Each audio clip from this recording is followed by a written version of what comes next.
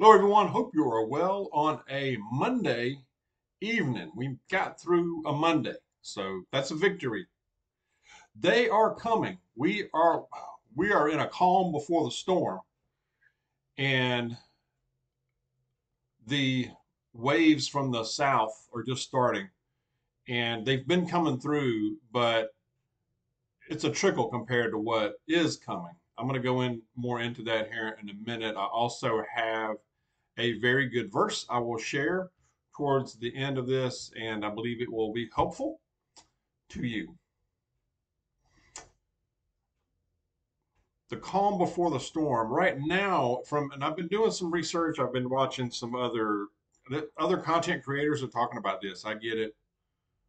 Uh, and there's articles. There's other people talking about it, and I've been gathering information, different sources, but I want to also expand on it and give my take, or at least weigh in on it.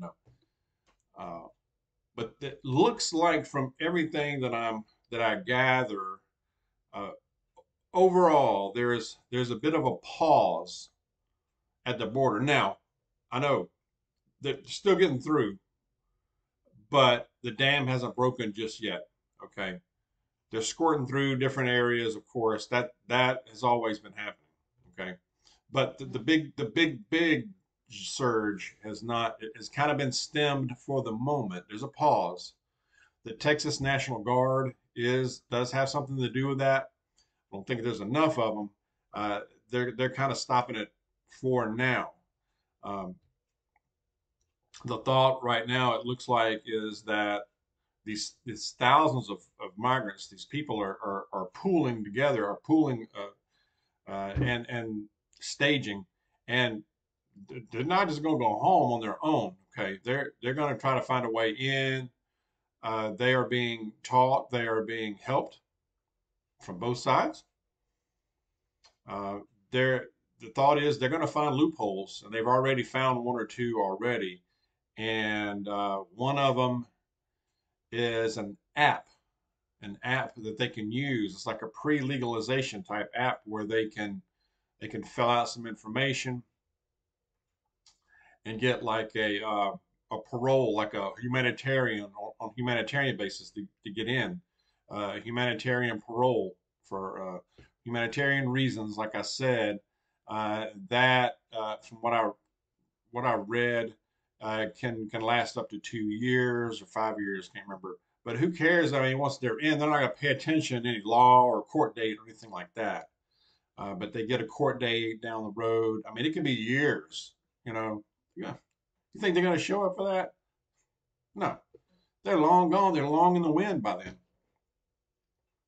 So they're saying that the lines for this are very long. They're getting in that way through this app. They're describing it as kind of a loophole slash uh, uh, escape hatch kind of thing for a lot of them to get in. So, and then they're also saying the government's saying that they're being vetted. I don't think the real story, from what I gather, they're not being vetted. They've got this down to just a few minutes and letting them in as far as the vetting, you know. But they're coming in the thousands that way, the thousands, through this app, the humanitarian parole, um, all along the border. So even though they're being kind of stymied right there at those main areas like Brownsville, there's still plenty other places where they're being told they can come through. So this loophole is being challenged in court by about 20 states, including Texas. The hope is a federal judge somewhere along the line will strike this down. It might delay it a little bit, you know, but the my thought is that the Texas National Guard is kind of preventing the dam from breaking totally for the moment, but I think that's temporary. I think they're going to flood in. They're going to come in, and they're being helped from our side. You know, so it's a battle. I think you have a potential for a face-off, a conflict between Texas National Guard, Texas, and authorities, and the DOJ. You really do, and that would be interesting. I think it may come down to that. If there's enough of them, to make a difference. On the Texas side, uh, there's reports of videos, and I've seen some videos of where they're kind of temporarily housing a lot of these people, and it looks like the vast majority are young men, military aged, or even younger men. Where are the families? Mostly men. There are reports of a lot of Chinese nationals coming in. There's reports of buses, the huge buses, hundreds of them being bussed all over the country, as far as New York State. There's reports of veterans, United States veterans in New York, upstate New York, being tossed out of hotels to make room for these folks. Now, veterans that they were being housed in these hotels just temporarily, waiting on future housing or waiting on some other housing, but they're being knocked out of it to make room, just let go, to make room for these folks. And veterans who many have probably fought for the country. I mean, it's more than a slap in the face. It's much more than that, and I can't say it what I really think here. Uh, yeah, I would get in trouble if I really, really put it the way I want to put it. Yeah, but that's in New York. I heard that, and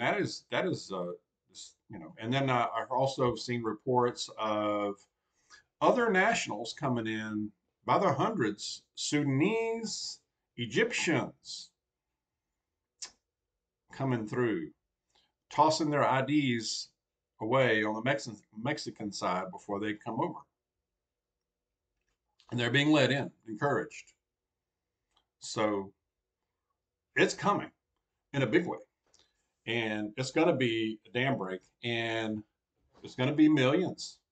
And when you got millions coming in, these people aren't just going to assimilate into society like many did back in the day. They don't want to. They're not interested in that. They're going to do their own thing. Who knows? Many of them could just want to be criminals. I no doubt there are probably good people in there, in there, but we don't know. We don't know who is. We don't know what they're bringing. We don't know what diseases they may have health wise. What they're bringing in. Um, but they were not going to assimilate into society. We already have a homeless crisis in much of the country. We already have a strain on resources, including electricity, all kinds of things, power, uh, food, even. So, and then you're gonna have this on top of it: crime, healthcare, civil, social services, housing. These people are being put in front of the line, in front of American citizens. It should be a crime. It should. Prepare like never before. Prepare your homes. Harden your homes the best you can, and prepare, and also prepare a way to protect what you have. So double down on your stuff. Double down on your preps, your skills. Keep learning. Keep practicing, because that's my takeaway just from kind of watching things, and just getting a lot of reports and from different sources for the last couple of days, is that they're coming through, but not in the huge numbers yet, but it's coming. It really is, and we'll continue to watch it. Share your thoughts so far. uh, Verse for today is Psalm 143, verse 10. It says, teach me to do your will, for you are my God. Let your good spirit lead me on level ground. level ground, not shaky ground. Let your good spirit, not the spirit of this world, not the spirit of popular culture, your good spirit,